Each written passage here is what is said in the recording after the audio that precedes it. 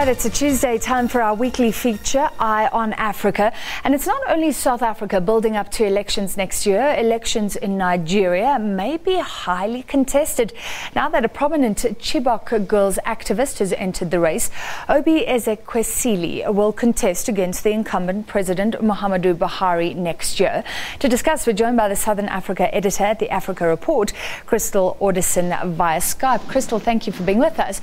So I was looking a bit about Oby Ezekwesili. She's a former education minister, a chartered accountant, co-founder of the anti-corruption body Transparency International. She holds a master's degree in international law. She sounds incredible. She's a fascinating woman. I've interviewed her several times, and she was also a former VP at the World Bank. So she comes with incredible experience, understanding what's happening globally. She understands what's happening in the country as an education minister. She knows what makes Nigeria tick. And of course, she launched a formidable campaign. She was behind the hashtag Bring Back the Girls. She criticized Muhammadu Buhari for the way he dealt with it, simply because these were rural Muslim girls, everybody had forgotten, and she actually brought the global spotlight on this. And now she's going to enter politics, which is quite a big challenge, Francis, because Nigerian politics is contested. It's powerful. It's Africa's largest economy. It's Africa's largest oil producer. So whoever's at the helm of that party, and of course the government will have incredible power, not only in the country, of course, but also on the continent. We also heard yesterday President Muhammadu Buhari will be the candidate for the ruling party, and of course he's pledging that he will continue reforms. He believes he's the best man for the job to rule Nigeria for another few years, and I think it's going to be quite a contested election taking place in February 2019. So you've engaged with her. Is she presidential? Can you picture her as president? Oh, absolutely. I think if you've ever, and Francis, I'm sure you've ever interviewed a Nigerian female politicians or, a World Bank official, I mean, they certainly know what they're talking about. And I think, of course, I believe, she has the skills. I mean, in terms of she understands what's happening on the ground, in terms of having had an education ministry, which, of course, have been very challenging. She understands what's happening globally in terms of the global markets. And then, of course, she was a co-founder of the anti-corruption body Transparency International, and we do know that corruption is a major issue in Nigeria.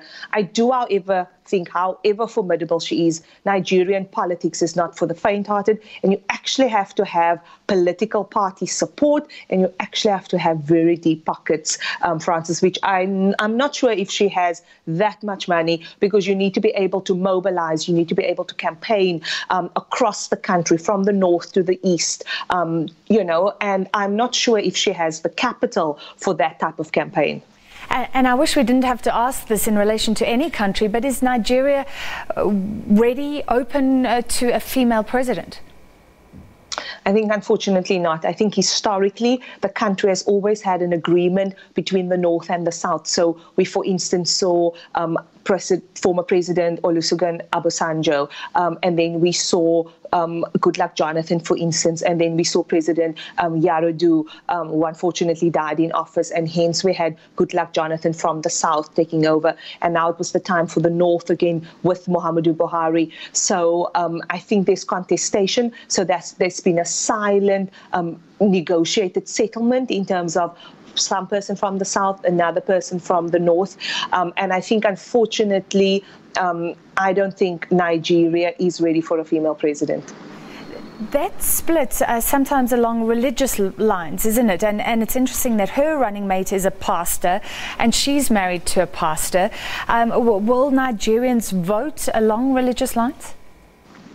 I think in the south there's, of course, a very big population and a large Christian majority, but the north is still the majority of the country, and that's, of course, the Muslim majority. Some of the northern areas are still, there's Sharia law, for instance, in some parts of the north, and very conservative still. So I think that's going to be a big challenge, and hence I think President Buhari is standing again because, of course, he, to some extent, have the support of the north, perhaps not of the south. And I do think she will bring a fascinating,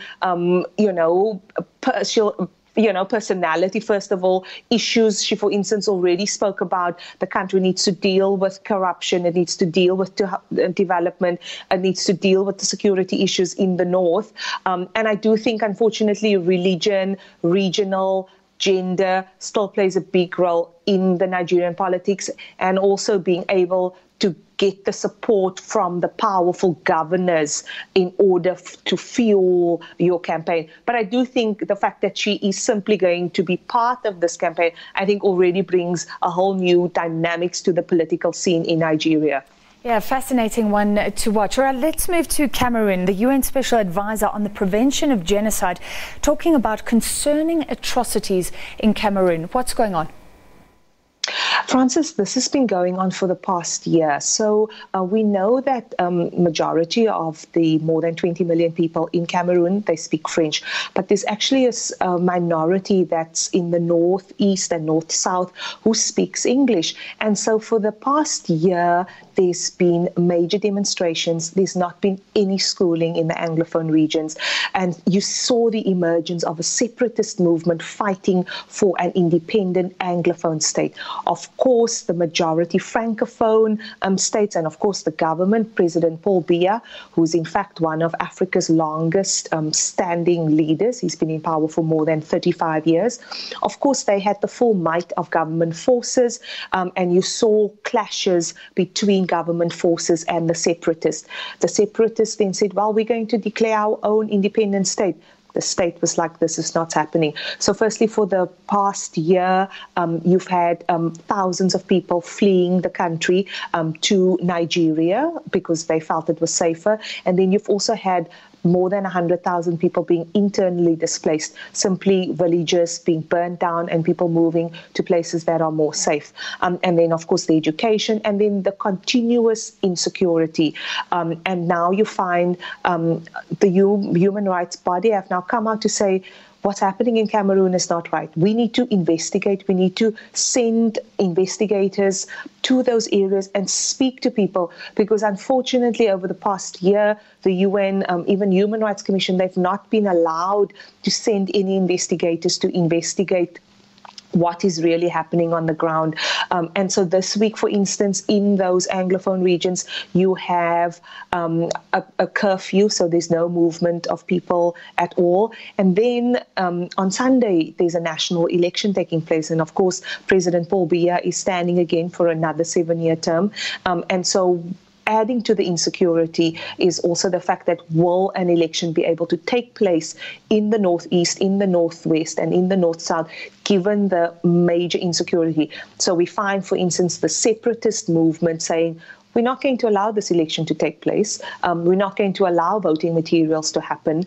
As far as we're concerned, nothing is going to happen. And I think hence the UN bodies now coming out to say, we cannot allow the situation to happen. It's gone on for far too long, and we need to investigate and find out the extent of the human rights violations in those Anglophone regions. So Cameroon tense ahead of elections. We'll follow that UN investigation.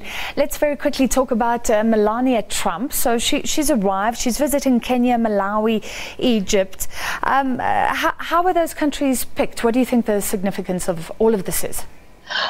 I think firstly she arrived in Ghana. She got a red carpet treatment and she visited maternal health care centers with the First Lady, Madame Akufo-Addo. And so, of course, she was very warmly welcomed. I think if we look at the countries that they chose, because I was thinking about it, it's Ghana, which I covered Michelle Obama's visit to Ghana when I was still working for the SABC, so that was fascinating. So I think Ghana, of course, maternal health is a very big issue, and Melania's focus on child mortality and child care fits right into that. I think Malawi, USAID is a big supporter. Again, maternal health issues, it's very big in that country. I've visited hospitals in all over Malawi, and that was a big issue because they had one of the highest maternal mortality rates on the continent.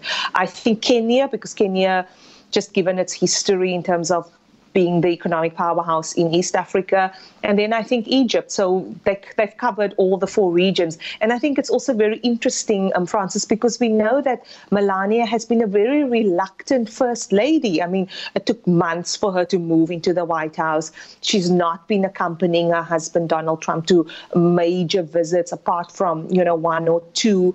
And she's just kept a very low profile. And so she's got this campaign, Be Best. And even in the US, they don't quite know what is this about. Is it about young people? Is it about, we know, for instance, Michelle Obama focused on obesity and the food gardens. So people don't quite get a sense of what is this about. But I do think the fact that Melania is here, we will now get to hear and see what the program is all about, and also get to a sense from her, because she's visiting areas, she's visiting hospitals, she'll have to pick up babies, she'll have to engage with mothers.